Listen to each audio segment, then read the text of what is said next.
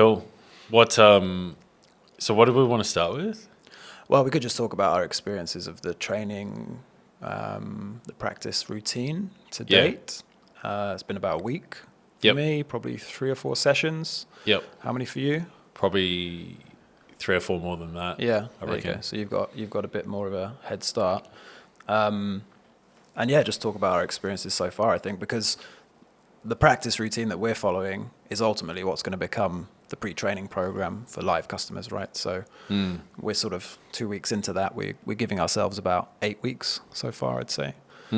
I can kick it off if you want. Sort of my conclusion so far, or my insight so far, is training in a way that's specific for golf is starting to build strength and flexibility specific to golf, specific to the golf swing, and specific to the rotation and the movements that you need to make. So like we talked about last week, but I'm feeling aches in places that I didn't before, whether it's practicing swing with the weighted club or even with putting, and just building that solid putting frame. That's the hardest part. With the consistency. It's the hardest part, right? The lats. The metronome stuff. Yeah, dude, like it's crazy. But I think, what I was thinking about was that's, I used to go to the gym a lot as well at times when I played golf in my life, but I never trained specifically for golf. And I think as well as all the accuracy stuff and hitting positions and giving you tempo and rhythm in your putting and all of that, it's actually just helping to build that golf fitness is what I'm feeling so far. So I'm still sore, and you've said that too, and you go to the gym 3 times a week to do a normal workout. Yeah. Whereas this is actually starting to train you in specific ways related to golf fitness, golf strength, golf flexibility, and the golf swing itself, which I thought was really interesting because I didn't expect that to happen. Yeah. But all that's going to do is give you and I a much, more solid frame, solid foundation, solid reinforcement of those muscles and the ligaments and everything else that can get us in those positions and give us the power and the strength we need on the golf swing. So it's been really interesting, like from that perspective, as well as the accuracy stuff, which is what it's 50% about, and 50% about the fitness and the flexibility. Yeah, I think what I'm noticing, and we kind of covered it last week, but it seems like what we're doing is you're training, and this is completely different to how I thought about it. I thought that half of, or like most of the effort happens on the day when you're playing golf. What you realize is all you're doing when you're practicing and prepping is that you're building the machine that you can take to the golf course, and then the machine does its own thing. Yeah. Your only job is to really align and then let the mechanical function that you've been practicing at home override and just let it do its thing. Yeah, almost let it kick in from the subconscious, right? Totally. Which is the clear your mind bit, get set up properly, clear your mind when you're about to hit, don't get in the way because of what you've been training at home your body to do. It knows how to do it now. Yeah. Does it feel like that? Yeah, totally. Yeah. And the especially the heavy weighted club, I feel like now when I swing a regular club, it's like I didn't even think, and it's like somebody loads an archer's bow. Yeah. Like it's like, oh my God, I wasn't even thinking, and it's up in P2 perfectly. Yeah. So yeah, I think the long-term impact of that. But now that that's been solved, I'm noticing that it's now just developing an awareness of the next thing, which is just the compression. Yeah. And I've been starting to think about the compression of the ball, and then I've realized all I've got to do to compress the ball is just get a bit of my left half of my body to shift over. Yeah. And then as long as that shifts over, then I'm always going to be compressing the ball, if that makes sense. So that's, I feel like the weighted stick allows you to feel confident that you've solved one part of the swing, so that then you can go problem solve on whatever you think the next most important thing is. Yeah. So that's what I'm noticing. And how did you find it? I mentioned last week about how the putting and the metronome exercise gave me a lot of confidence in my putting that I didn't have before, because I didn't know what line I was meant to be coming back on. I didn't know the tempo. You're constantly trying to feel those things out, and then you tend to make mistakes. Either you pull out of the putt or you hit it too hard or whatever. But it gave me a lot of confidence in just being able to putt using the framework, just using the the foundation of the practice that you put in when you go onto the course, and just having that confidence. How have you found that then with 2 weeks of the swing? Oh, massively. Training? Yeah, so that was the first time that I think I've ever played a game of golf where I'm completely unaffected by what's happening, understanding that my only job here is to pick the right club, aim for the right spot, and then everything else is just the auto mechanism kicking in. That was the first time that I've actually done that. And it does actually feel like what it has felt like in the past to be in the zone. Yeah. You know what I mean? Mm-hmm. The zone is kind of just a place where you just exist, if that makes sense. Yeah. And I feel like, and I've got a couple of notes from this actually, because I'd been listening to a few of and it'd be interesting to see how we can layer these ideas in. Yeah, because we played on Friday, and we're going to talk about that in relation to how the training is impacting our games on the course. So that's kind of the segue, I guess. I guess the training, just to clarify for everybody, is the training. The first part, and we've got some videos of this that we're going to share as well. But the first part is the warm up, which is the golf specific stretching and warm up before we start using the weighted club itself. Then it's the weighted club exercises. And I'm even on the enjoying mat. just the warm up. Yeah, like great. The warm up's just a great way to start the day. Yeah, right. Yeah. And it's getting you flexible. I think I noticed probably the most specifically around the hips, and being able to get that hip rotation happening. Yeah. And sort of flexing that out a little bit.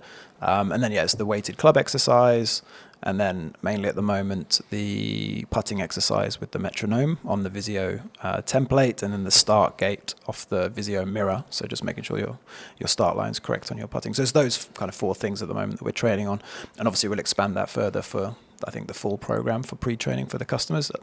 Whatever we discover, that's what we're doing again, right? We're being the guinea pigs for this, and we'll see where it goes. So how was it on the course then? Because you, on the back 9 at Bali National, shot 3 over in torrential rain. We were absolutely soaked. My trainers had swimming pools in them. Yeah. I felt like I jumped in the swimming pool with my clothes on. So it was tough conditions, and then somehow I guess you bought that system, that foundation, and that repetitive setup, routine, process, and you just followed it through. Yeah. I think it was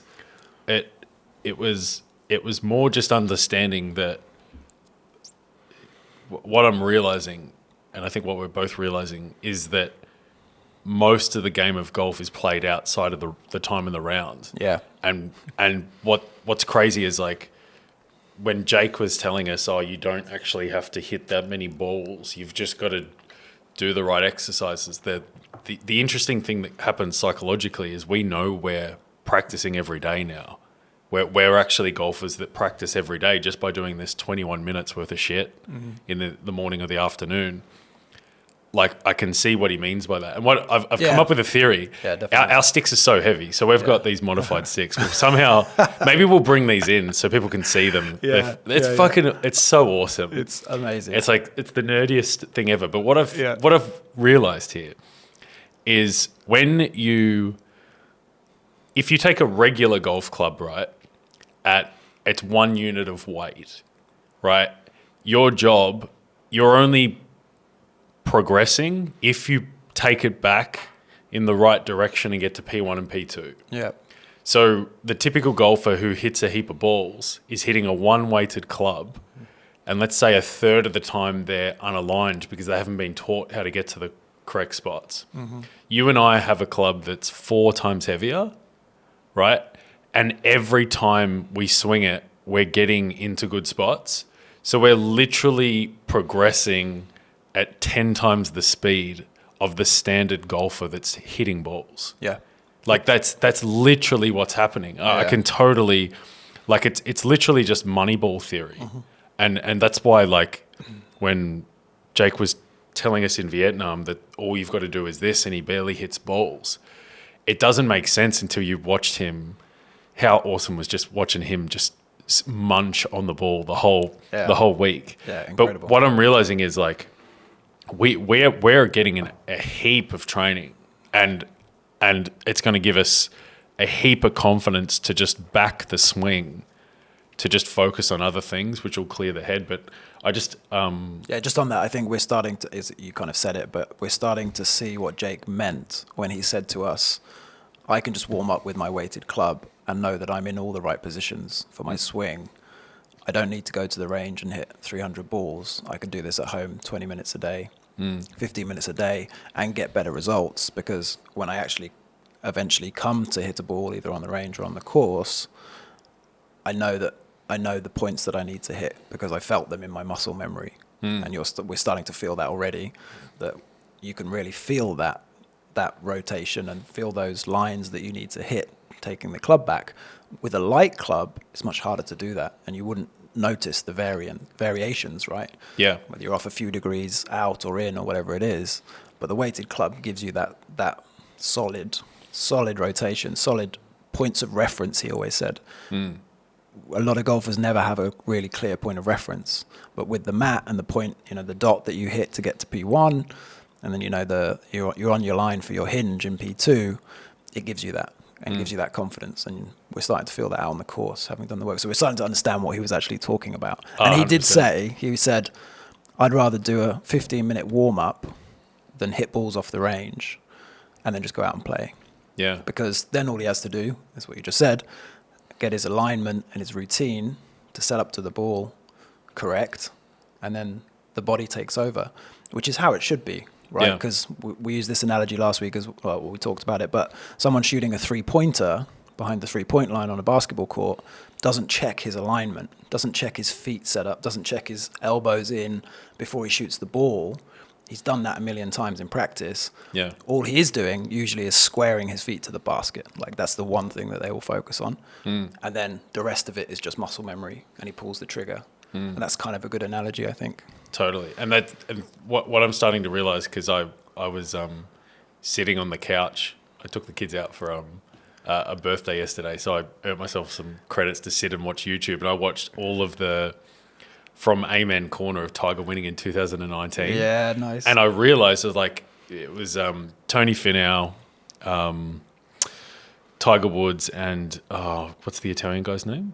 Put in the drink. Francesco Molinari. Yeah, that was a great round. I watched that recently as well. And what I realized is how do these guys look so chilled? And I realized the reason they look chilled is because they've just got pure confidence in the mechanisms they've been training, and their job is to just rock up and let muscle memory take over and not get involved in the process. Yeah, you know what I mean. So really, the only things they're figuring out is what are we aiming at, what club, and most of that's derived by the caddy. So the caddy's there to make sure that they control everything they can control, but they're not having swing thoughts, so they're not trying to correct on the course. But yeah, that's a really good point. It's all the other variables. That's why I think they're so relaxed. Yeah, because if you take out an amateur golfer is the opposite. Yeah. An amateur golfer is focusing on all the variables of the swing. Oh, which way do I pull out? How do I keep it straight? And my arms tucked in? All of that stuff. But that should have been worked out before we get out there on the course. It takes away all of that,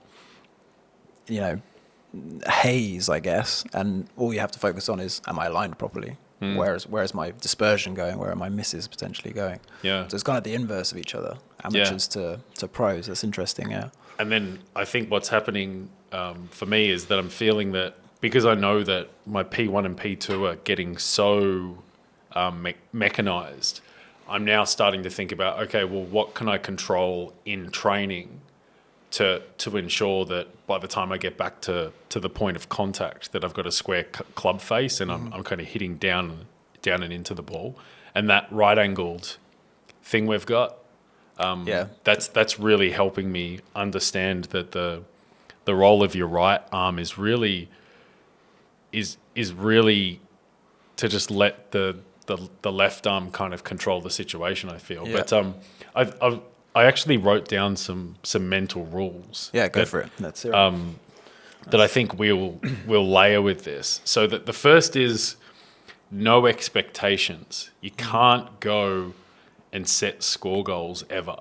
You've just got to set process goals. Your job is to rock up. Whatever happens, but your job is to just make sure that you run the process of your pre-shot routine, you course manage, you do everything that you possibly can to get to the point where you're over the ball.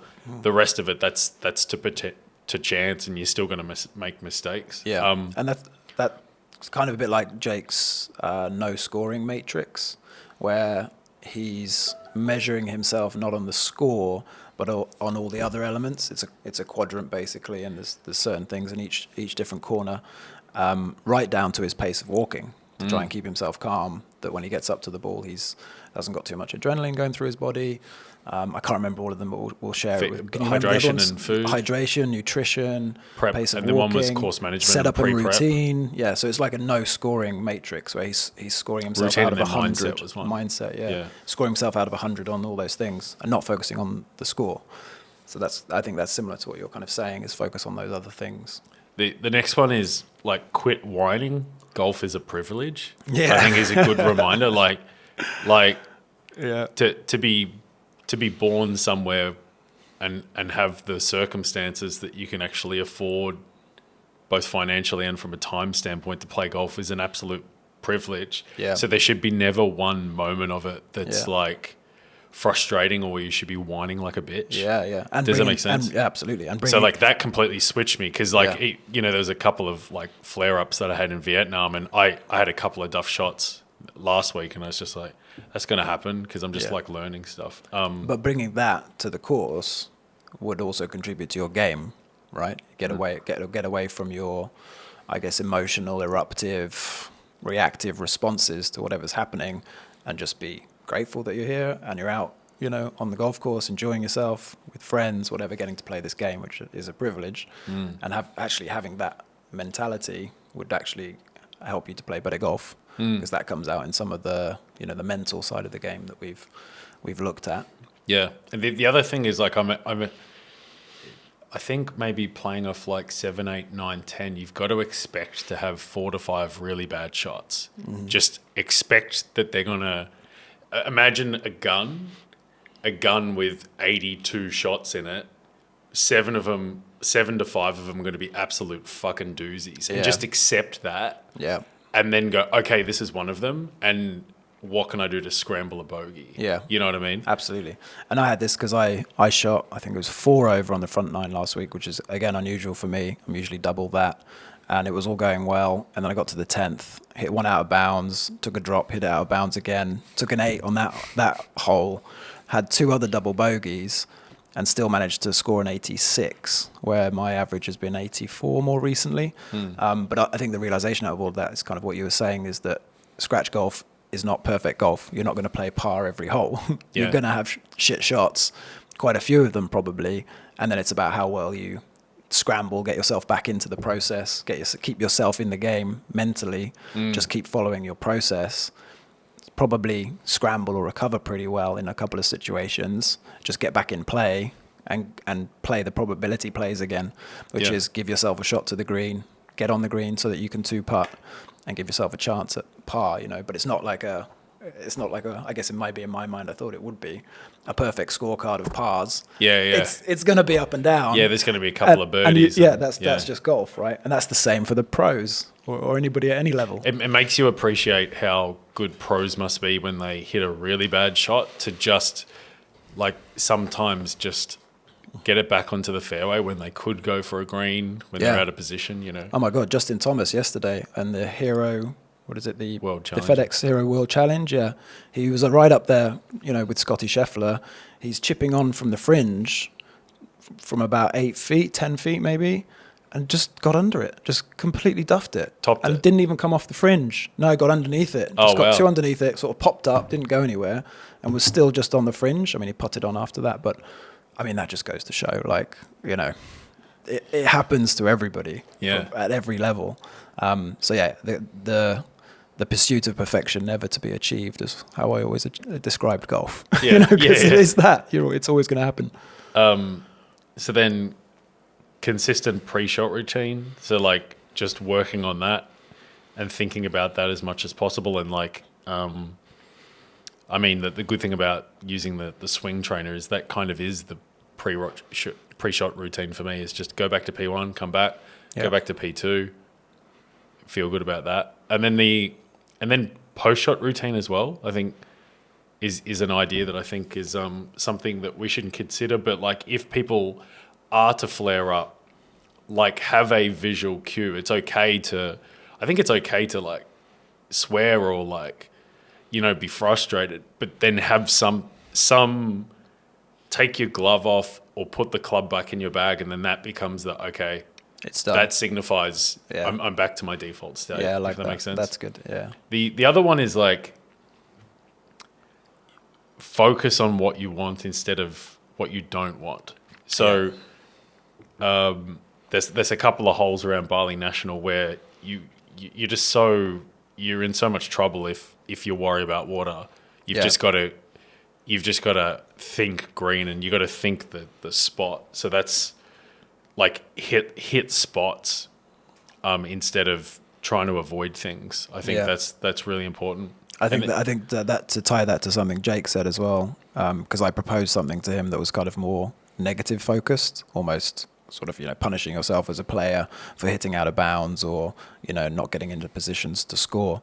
And he said no, like everything in golf needs to be on the positive focus. You need to keep yourself in that, positive mindset rather than focusing on the negatives. Always be looking at the positives and the positive potential outcomes, not punishing or criticizing yourself for the mistakes. Because if you get yourself into that head state on the course, we've all been there, then it affects your next shot, and then it all just starts to compound, and the wheels come off basically. Yeah. So keeping it positive was his across every part of golf. Keep it positive. And I mean, this, like, every hole you're going to be able to pull positive shots, but you should also be able to pull positive processes. So to be interesting, I can see how a lot of the mental stuff's probably a third of the total importance of, and we're just obviously carving this out. The next one is visualize and verbalize, like over verbalize. So something I don't do enough is like visualize the flight path I want, or the feel, which sometimes I think can be really powerful. Is like the feel of like absolutely munching down on the ball feels vastly different to just regular contact, I think. So focusing on that. And then the next one is just walk around like a champion. You know what I mean? Yeah. Like, I think if you do that, it's like, well, what? Just pick somebody that you like idealize and just try to create, like we were saying, like this idea of an alter ego. I think would be really powerful. Yeah, I've tested that out. I think that really works. That gets you away from your default reactions probably, or your emotional cues. And if you really dig deep into the mental side of the game, and you listen to some of the podcasts where they do get deep on this stuff, those emotional triggers can come from your childhood. They can come from any area of your life, where something happens in that moment and just triggers you emotionally. Then your adrenaline's pumping, you're suddenly pissed off or frustrated or upset, you're experiencing all these emotions. That's not the optimal space to be in to walk up to the next shot and hit it. And we've all seen this on the golf course, right? It's duff. And it's like, well, what's going on in our heads at those points in time? That's what you have to steer away from. So I liked your one about being able to just, put the club in the bag and let go of it. Yeah. Get back to your default, get back to your default mindset and your default setup and routine. And that ties in with keeping it positive again. Fine, get upset for a second, but I like that. Have a physical cue to let it go. On to the next. Yeah. And then the last one is just don't think. So save the technical analysis for practice. Yeah. And just you gotta. It seems like you just have to have confidence in your swing, whether you're feeling confident or not. You've got to just rely on what you've got there, and that if you do that, then you realize, man, well, like all of the work is in the prep. Yeah. If that makes sense. Yeah, absolutely. Yeah, I think that's so important. So then that just seems like if we can give everybody what we're going through, and then have like a mental programming section, I think that's going to be really powerful.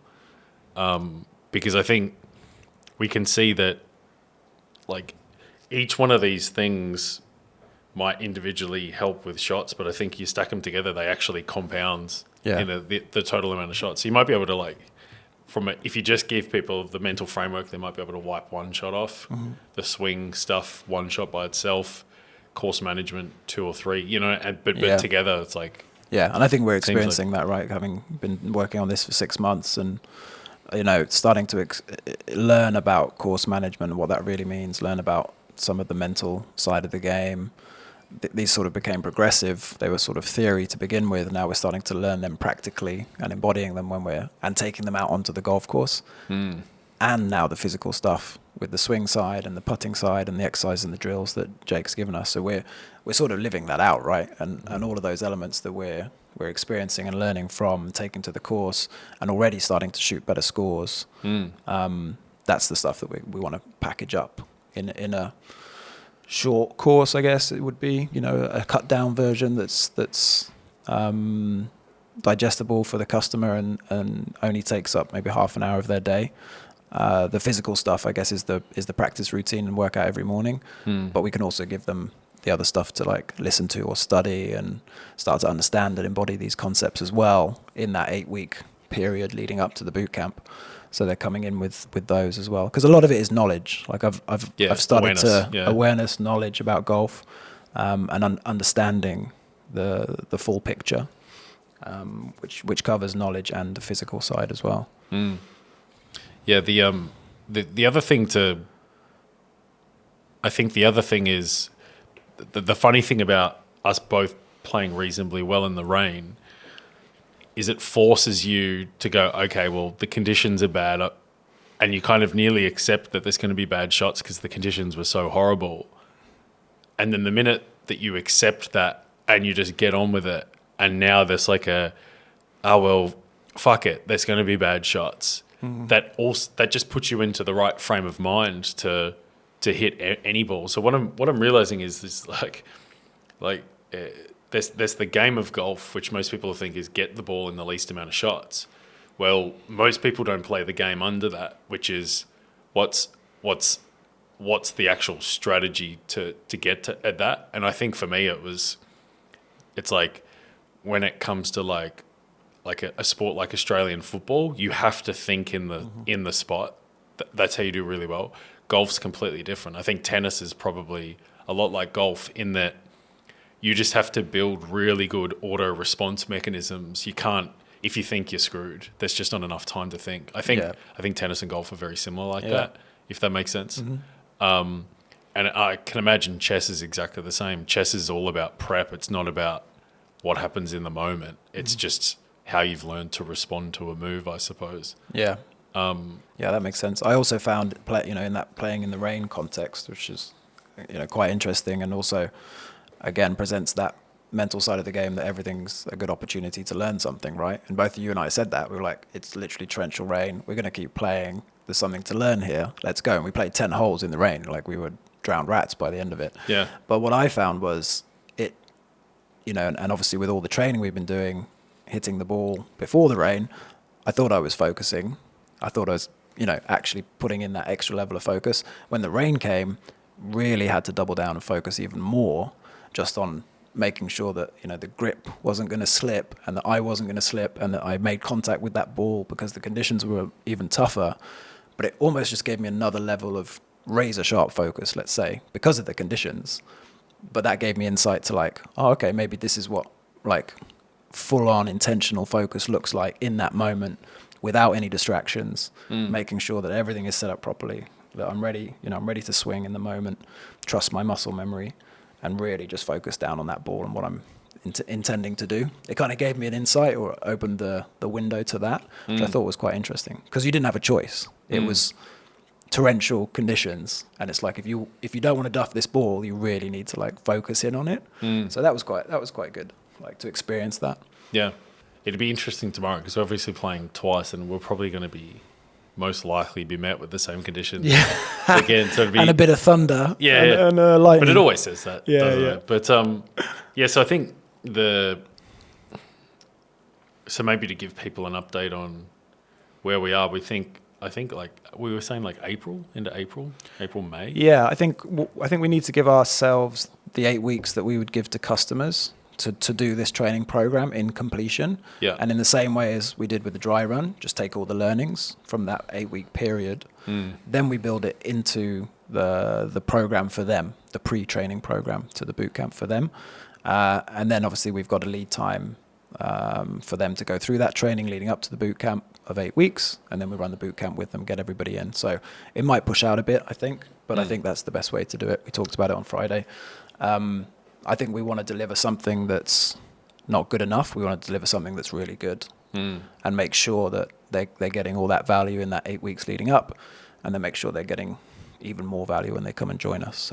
So yeah, like our strategy is to might be May. Like there's only so much we can learn off us doing this now, because we feel like a lot of the intellectual property is kind of organized. It's really how do we now project this information and get the IP out into customers' hands, and what are the kind of the viability of the delivery format, and like what do we need to adjust in real time. So we are really kind of like pushing things. Like obviously the product's nowhere near good enough to sell at the retail value yet, because we need to be the ones that have massively lowered our scores. But there's still a heap of value for people to come. So like our strategy is really to get 10 people in it, basically cost, to first of all prove that there's something that people would throw cost at, which I think it's not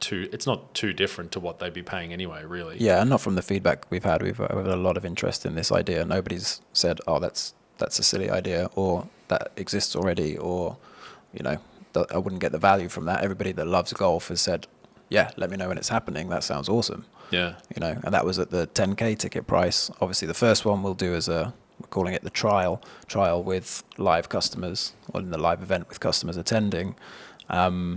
And we'll do the model where we give them a massive discount or at cost, get them in, learn from them, help to optimize the program for the next cohort, get all their feedback in case studies and testimonials, so we can share that validation and proof out with other people that are interested in this concept. It's kind of that model, right? Yeah.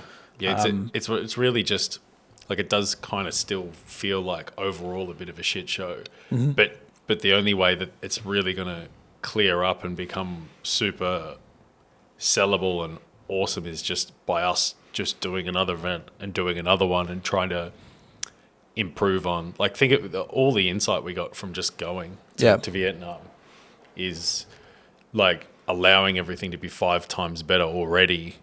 We now know what Jake means by half of what he's saying, which is probably pretty important to start with.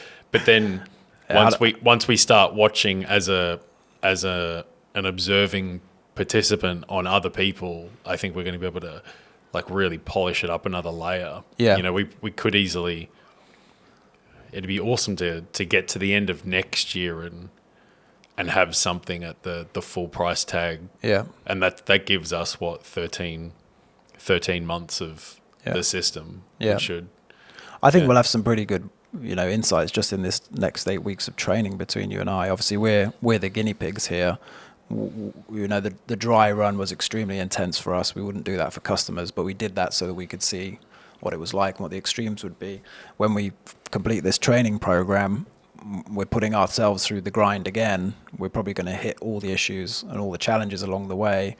And then it's about taking that and optimizing it again and making our learnings more accessible to the next group of people, which will be the customers, so that we can package it up in a way for them that makes it even easier than it was for us to go through this journey. And that will continue, I think. I mean, a good example is the fitness stuff, like we were talking about at the beginning. When we did the boot camp, we weren't practicing golf fitness, and we were sore. It was intense for us. I think if we did it again, having done the 8 weeks of just the physical side, flexibility, fitness, strength training, I think it would be a lot easier. And we want to give that to the customers as well, so that they come in, and that's in every area, but that's just an example. Yeah, and then we can get more out of people whilst they're there as well. Yeah, they'll get more out of it, and we'll get more out of them. It doesn't seem like hitting range balls, it's different for short game. Yeah. I think for you chipping, need to get out there. There's no way you can fabricate. Also, chipping, I think you shouldn't be chipping with range balls. You need to be chipping with your own, proper balls. Yeah, but we'll get into all of that as well. That's the hard part is how do people work on their chipping at home?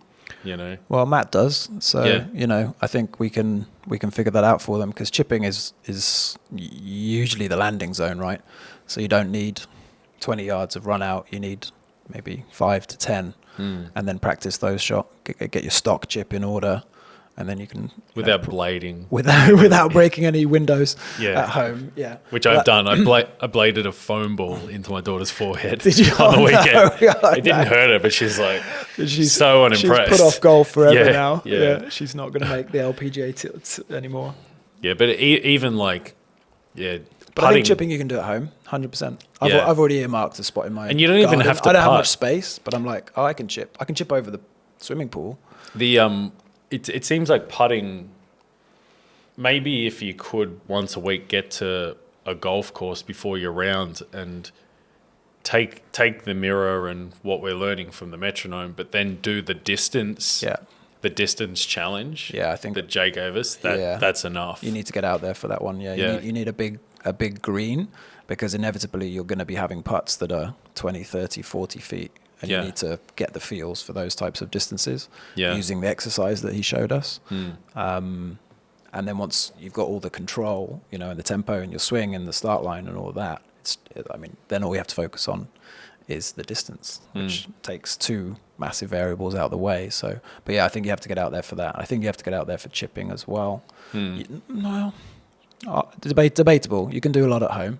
Yeah. I think if you have, a 20 yard run out, 20, 30 yard run out, maybe less even, you could get a lot done, and then take it to the course to tidy it up. But it's not like people aren't going to go to the course. This training regime gives them the efficiency of training in all the right areas. I still want to go to the course and chip onto a green and chip to pins and putt to pins, which I'll do once a week or whatever it is. Or you go a bit early before your round and just have a little training session or afterwards. Does Udana or whatever it is, that range, have chipping area? Yeah. Oh, really?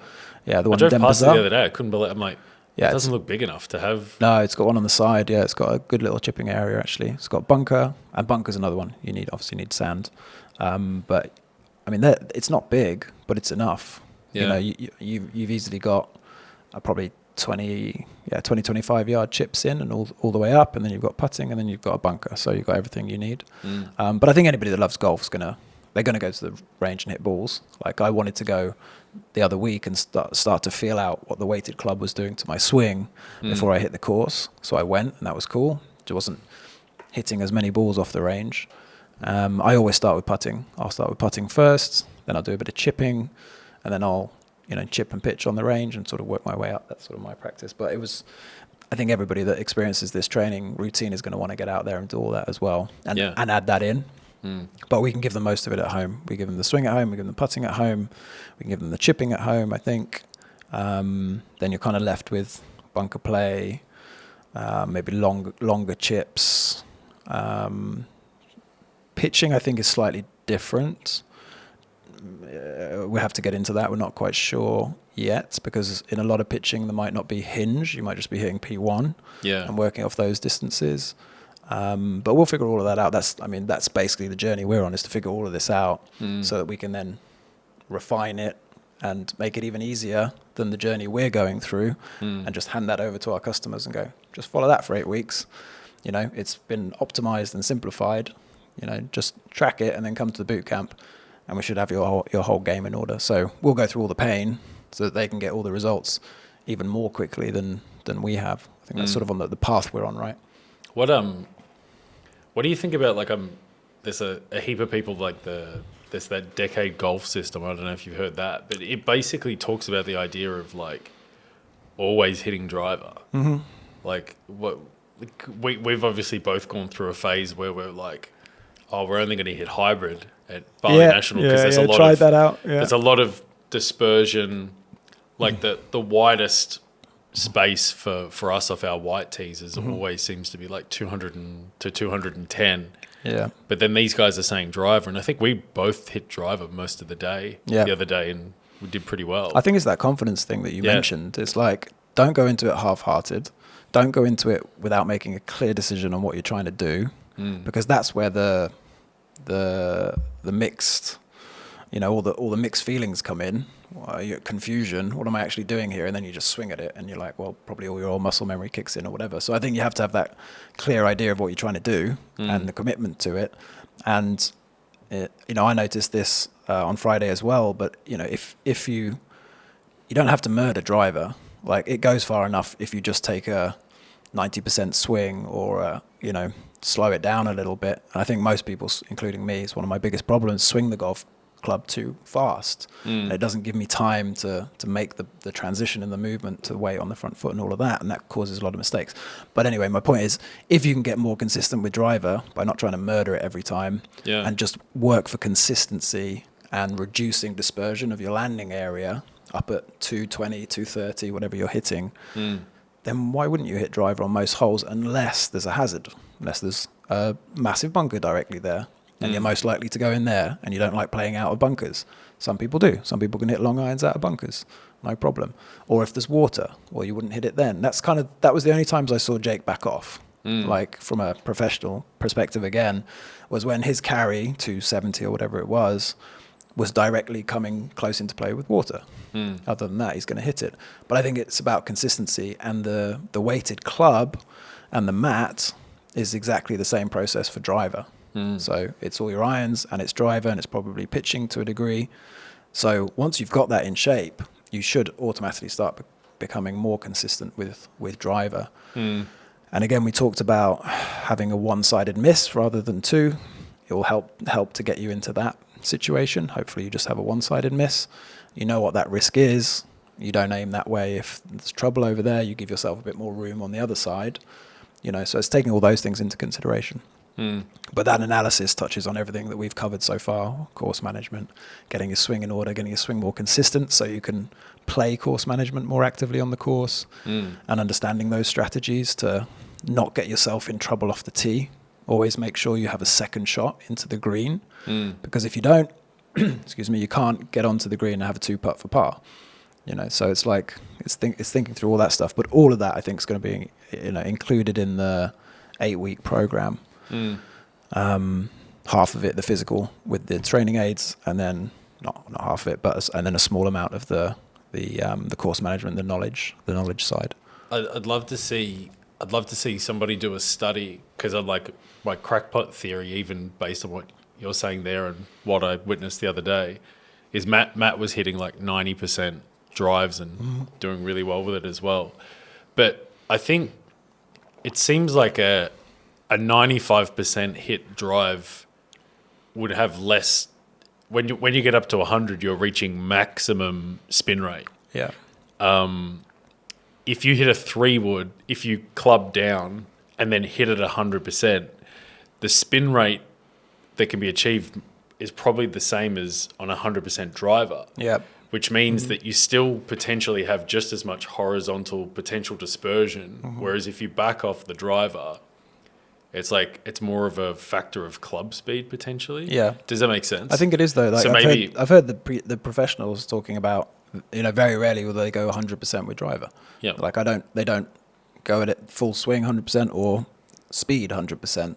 They keep it at about 90, and that's enough for them. Wow. But every amateur you see on the course, including us, is trying to murder driver, every time. And then the faster you swing, the further back you swing, the more potential errors you're adding into your downswing for either slice or for the whatever it is, But again, the weighted club, I think, seems to be the one-stop solution to fix all of that stuff and get you way more consistent across all your irons and woods and driver, basically. What seems to be the hard part is there's no device that helps with this, but it's like the transitional weight shift. Yeah, I think and what the body should be doing there. Like that right-angled tool we have that locks us into this position. Yeah. I'm actually feeling that's ever so slightly changing my swing. Yeah. A lot. What I'm realizing is basically the later that elbow is and the more tucked in it is, the it becomes more of like the rock skimming. Yeah. If that makes sense. Yeah, so you're talking about it's a big piece of plastic in a right angle, and you hold one side with your right hand and tuck the right angle under your right armpit, and it kind of gives you the square frame to feel that the backswing and rotation, keeping the arm connected with the torso. Yeah. That's what we're and then talking about. The only way you can get your hands to the point of contact is by basically being pointing out of the ball.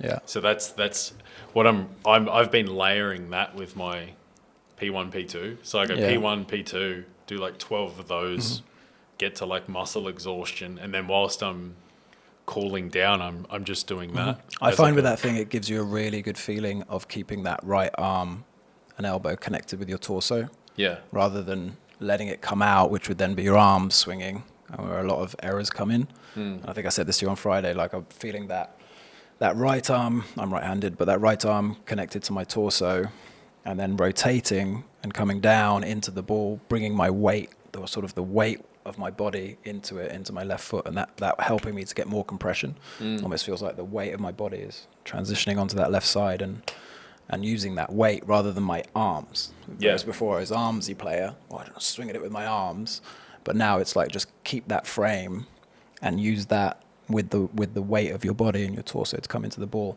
But yeah, I think as we continue down this journey, we're going to start, looking at all of these smaller details that we didn't even notice before. Yeah. Another example is I noticed that, when I start to rotate, if I bend my left knee straight forwards and then try to rotate my torso, I don't get as much flex as if I bend my left knee slightly in a bit. So I'm starting to see the smaller levels of detail in things, and being able to self-diagnose, I think, is really key to what we offer. It's like giving people that ability to do that. Yeah. We give you all the baseline, the foundation, stick to those things, but from there you'll start to notice your own tweaks. What gets you the most power? What gets you the most flexibility and rotation? Are you finding yourself like now because I'm doing this and I'm feeling so confident in like the first part of my swing, I now pick up a club throughout the day way more. Yeah. And just kind of simulate the movement. Be the guy in the airport. Yeah. Totally. Working on his air swing. Yeah.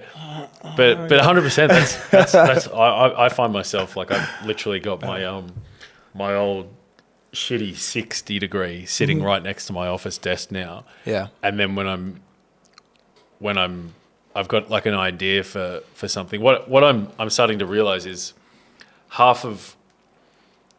it seems like half of like munching down on the ball and getting compression is the transition to take your get the center of your body force further over the ball. Yeah.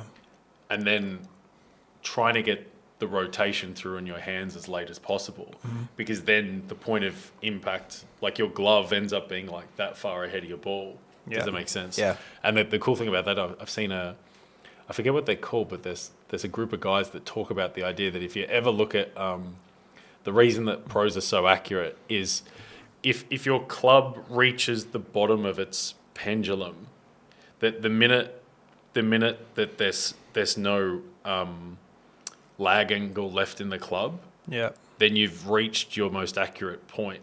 So like what a lot of amateurs do is they get down and the club basically becomes perfectly vertical with their hands and their shoulders, whereas you'll notice most pros are like that. Yeah. Like they're still like 10, 15 degrees. Yeah. Which makes sense because it's a hinge, right? And you're not trying to whip it through with your wrists or your arms. It's a hinge, and to get the most power out of that hinge, you've got to come through first with your arms, and maintaining the power in their club head it's got to be trailing, right? Yeah. But again, I didn't know all this stuff just 6 months ago. Totally. We've opened Pandora's box, and now we're really starting to see all of these things. But I think the foundational stuff that we've done, which is not huge really in the scheme of things to date, is now getting us thinking about all these extra things. Yeah, because I feel like we're like, because I think it's because we're like, man, we've got it 50% solved. Yeah. Like we've got 50% solved. Now I feel like I'm maybe one good swing thought and repetition away from like a really good game. And maybe that's why a lot of this content online is not accessible to amateurs, and probably wasn't to us either when we were, trying to do YouTube fixes, because you haven't got the baseline in place across all these things, but you haven't quite got the baseline in place to understand exactly what they're trying to say in the video. And Jake made the same point with training aids. I was like, aren't most training aids a gimmick? And he said, no, they're good, but just most people just don't know how to use them because they haven't been taught properly, or they're training with it in the wrong way. Yeah. And then it feels like it becomes useless. I was like, oh, okay, of course, yeah. It's like picking the combination to a lock. Like, it's a 4 combination lock, and people are going onto YouTube and they're trying to solve 10,000 combinations, which is a 4-digit lock. But Jake's given us, okay, this is the first and second digit. And because we feel way closer now, like it feels like we've narrowed how much we have to do to solve the whole thing. Yeah. Does that make sense? Absolutely. I think that's a good analogy. And that's maybe why he stopped it where he stopped, because I think he just kind of repetition and feedback from hitting balls allows him to get a feel for what it should feel like after P2, if that makes sense. Mm-hmm. And everybody's feels a bit different, if that makes sense. Yeah. And we can get everybody there with that process, and then we can start, optimizing all the other areas. I think the one that you mentioned earlier, which I'm inquisitive about, maybe concerned about, is how do we teach customers to get that left hip rotation being sort of the thing that, I don't know if I'm even correct saying the thing that initiates your downswing move, but that's something I've struggled with, keeping a solid foundation, without swaying or moving forwards or too far back, which kills all the balance and kills all the power. But having that hip rotation, and I think I've also experienced doing the fitness stuff that I don't have that flexibility yet.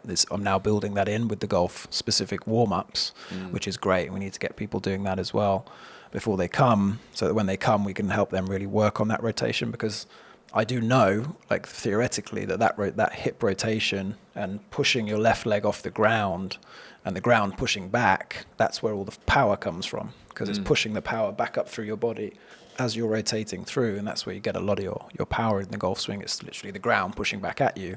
Yeah. But if you don't make that and you don't time that correctly, you're leaning too far back, all the power's gone, and you're just swiping under the ball. Or if you're too far forwards, well, then you're probably chunking it into the ground, whatever it is, But like, I think that's going to be something that we have to figure out in how we teach them that movement. And maybe it comes through some specific exercises for them to test, repetitive, a bit like the putting drill. Just get that movement into them, And I've seen training academies online where step drills are great for it, actually. Yeah. Dr. Kwan, I think it is, I think it's Texas, one of the Texas University. He teaches collegiate athletes, and he teaches step drills for driver speed, but they're really great to feel that rotation in your hips and feel how the power comes off the ground as you're doing that. But we need to find a way, I think, to also ingrain that in our customers ahead of time, because we wouldn't want them to turn up and be like, okay, everything else is great, but you just can't get this hip rotation coming through, so you're losing power, you're not getting distance, maybe your timing's a bit out. Yeah. I don't know. What's your experience of that? Because that's just from my experience. Yeah, no, I find that the whole activation of the hip, the shift, when to rotate, like the lower body, the upper body, like I feel like that's a raffle at the moment. Yeah. But I feel like if we can, like the same way, like Jake's kind of moneyballed us the backswing. I feel like we've got to come up with what we think is the least amount of work to get people most of the way there. And I think there'll be drills for that. Yeah, I think so. I think if we ask, I've seen some people online that have drill. I think it's just the right drills. I can't remember what he said at the driver, and I think he just said you just got to fire that hip back, that hit back, and it feels like the left butt cheek is just going straight backwards. Just feel that. Yeah. But I think then also what happens is, because it's the last point of the rotation, or it's the starting point of the backswing, where generally you're trying to apply as much power and force, we're doing it too quickly. And I think you don't have time to feel and kind of see what's going on. And that's why a very popular drill and this is where my head's been going with this for myself, is the stop at the top drill, which Tiger's famous for. There's a video on YouTube about him doing it, and then Sean Foley as well. Players hate it because you're rotating up to the top, stop, but then everything's slower to feel that, well, what is the first thing I do, when I'm at the back? And is it that hip firing or what is it? What combination of things is it? So that you can actually really feel it out. And I think that's a big problem across the golf swing is everybody practices in too much speed. So you're not actually feeling what's going on. Yeah. Yeah, I've seen a guy break it down, and he uses one of those rocking step boards, and we'll have to finish up in a couple of minutes. But he uses a rocking step board, like a... Yeah. And the first step is step. Down. And then it's like squat. Yeah. And then rotate through. Yeah. But we just got to come up with... Yeah. Or piggyback what's... Yeah. I think we should... out there in regards to that. Yeah, we'll ask Jake about that and what's the best way to help ingrain that. Then again, we can test it, refine it, and then give it to other people so that they can feel that out too. The other thing I think is if you get your tempo right, I also think that that'll solve half of it. Yeah. Because if you get your tempo right, then you kind of get stuck with too much time, and you're like, well, what do I do with the time? It's like, okay, well, I just embed a move in there. And what I'm noticing with a lot of pros now is when I look, they really when they contact, their left leg is as cocked and as straight as it could be. They couldn't bend it. Yeah. They couldn't have it any straighter. Yeah. So there is a couple of things there. Again, I think it's just training drills. I feel like my swing's way better just from that. Yeah. We just need a drill to lay up. Exactly. Drills. And it is repetition. Yeah, all of this is repetition. Get your 10,000 reps in across all of this stuff. It's just repetition. But you need to know what's the right thing to repeat. It's like, well, what make sure I'm doing it, and then be able to self-diagnose. We're carving out this sequence. Yeah, exactly. And we have nothing for the other sequence. Yeah. We just need another physical activity to repeat that sequence, and then we're stacking them. So it's kind of like Tesla's engine division's working on something whilst the steering division are, and then they integrate later. Yeah. We're very heavy on the motor at the moment. Yeah. And we'll find something else, but yeah. And then another part of me is kind of like, and I think Jake did say this actually, I've just remembered, he's like, that will just happen naturally, just let it happen. But then at the round on Friday, I was overthinking all that and actually came out of there with a bit of a sore knee and was just maybe thinking too much about it rather than just letting it happen. It's also a bit like hinging, don't know you're going to hinge, but don't think about the hinge. It's going to happen. You're trying to hit that P2 one. You start overthinking about it, and then it's, the classic golf haze. What am I actually doing here? Yeah. So I don't know, but this is what we're trying to figure out, right? This is what we're trying to figure out for us, and then we can package it up and give it to people in an even easier way to digest and embody and understand. We'll go through the pain and then give it to them in an easier format, hopefully. But again, I think it's for everything we've seen, it's all achievable. Awesome. Golf tomorrow. Yeah, double banger tomorrow. Yeah, bring a change of clothes. Two changes, five if we're going to go out to El Cabron after. Yeah. Bring a suitcase full of clothes. I might golf in the morning, golf in the PM. So that's at least 4 golf t-shirts, shorts. And then have the wife on back up to get a Gojek to come get us stuff. But then, I might even not take this scooter tomorrow. Yeah. Because I think that's a good idea. Yeah. Because you just don't know if it's going to rain. But awesome, mate. Let's reconvene. Great chat. Yeah. Oh, this is probably... I think we can... Let's still do them over the Zoom. Yeah, perfect. Yeah, absolutely. I love doing this. It's great.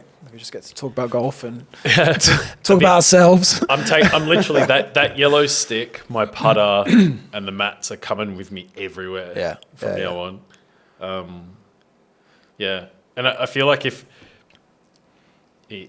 once people taste the little bit of progress we've experienced, I think they'll be hooked on all this stuff. Yeah. And then they'll just want to. You kind of you just want to hang out with other people that are doing the same thing as you. You know what I mean? That's what Mastermind's all about. It's like, I can vibe off these people because they're asking the same questions and going through the same thing. Yeah. That's why I think it's kind of like we're giving people so much value, even if they come in and just learn and, you know, pay for the devices and pay the monthly subscription. But once people start to see the progress and see other people doing really well, it's just like, man, I just want to be part of the actual. Yeah. I want to be part of all of these guys that have worked on their game and they're going to just shred up these courses in Southeast Asia. Yeah. You know what I mean? I want to be part of that because I've improved as well. Yeah. You know? Absolutely. And most of the value will be derived from the people you meet and the way that they interpret the content and how they've kind of gone off and workshopped their own solutions. You know what I mean? 100%. I mean, that's analogous really cool. To me and you doing it together. Yeah. And we're just two people and we're talking about it and trying to figure things out and sharing and helping each other. Then suddenly have, 20 people on a community all going through the same process and sharing about it, sharing their insights, sharing their questions, all learning together. So that's going to be very powerful. And the optimization, the feedback loop will happen even quicker that it's happening for just me and you, right? That's the dream. I think we give people that. I really like this idea that we're using information theory or software theory to kind of solve our golf game, aren't we? Yeah, basically. Yeah, it's pretty cool. But so far it's solvable. I mean, I still can't figure out if we're definitely not overplaying it. I tend to think we might be underplaying it, possibly, given the results we've had already. Yeah, and I guess we're cautious. We haven't been through it all yet, and we're still devising it. But we're cautious not to go too far on the claims. I mean, we're sharing everything honestly and openly. 100% we're sharing it, but it's kind of like, well, it's hard to go backwards. Big gains. We're getting big gains from it's all hard this stuff.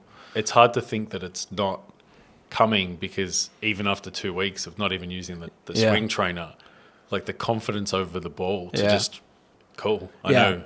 It's a good comparison actually to before when you go to the range and have a practice session and think you got it, and you go to the course and you haven't got it, and then you go back to the range and it's something completely new again because you just don't know what positions you're meant to be hitting. You don't know where the bugs are. So it's fixing all that stuff and helping us to just keep taking steps forwards. Whereas before, when I was practicing like that, it always felt like 1 step forwards, 3 back, 2 forwards, 5 back. It always felt like that. Whereas now, I guess, and this is the sort of summary and the conclusion, I guess, is this building the foundation of your golf game, which is setup, routine, correct swing built into muscle memory, and then all the knowledge parts of it as well. But yeah, it's been an awesome journey so far. I've learned so much. And it's manifesting now in the game and in performance on the course, which is amazing. Yeah, totally. Sick. Awesome. Well, Christmas edition. Yeah, let's smash it out tomorrow. Fingers crossed. We'll do Zoom call and then some Christmas hats. Yeah, totally. And a mulled wine. Yeah, sick. Oh, yeah. Christmas tree in the background is compulsory for the next pod. Yeah, awesome, man. Awesome. Till next week. Till next week, guys.